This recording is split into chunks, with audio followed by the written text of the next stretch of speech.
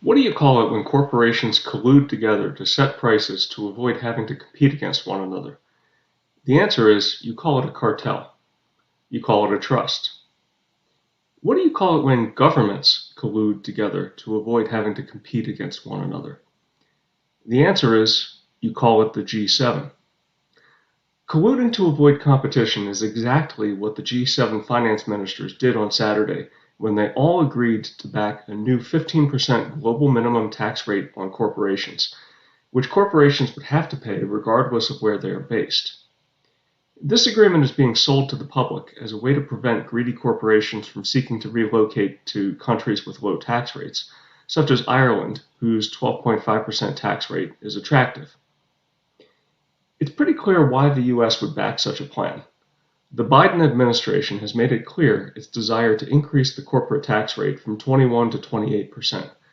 Such a move would incent corporations to take advantage of geographic tax arbitrage techniques such as offshoring. Of course, by also increasing the tax rate in other geographies, it would reduce the incentive for corporations to make such adjustments. In Janet Yellen's words, this is, quote, a significant and unprecedented agreement.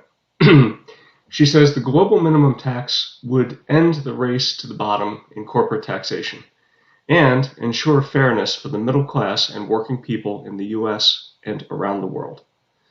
The global minimum tax would also help the global economy thrive by leveling the playing field for businesses and encouraging countries to compete on positive bases, such as educating and training our workforces and investing in research and development and infrastructure. End quote.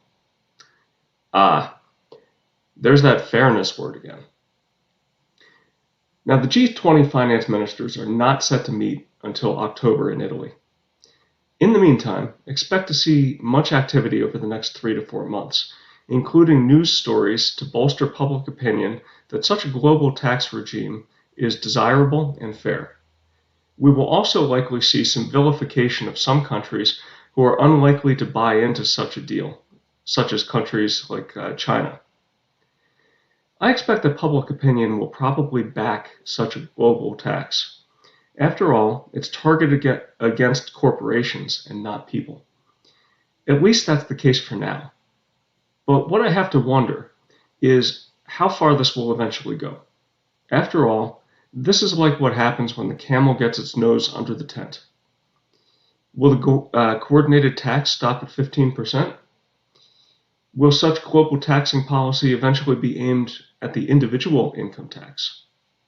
Will there eventually be a global wealth tax? Think about it. Collusion is a means of preventing the exercise of personal choice. If agreements can be made to eliminate the ability to exercise the freedom to flee an unattractive tax regime, then it means that there will be no way to escape a punitive tax regime. I would urge every one of my subscribers to follow this effort to establish a global tax cartel very closely.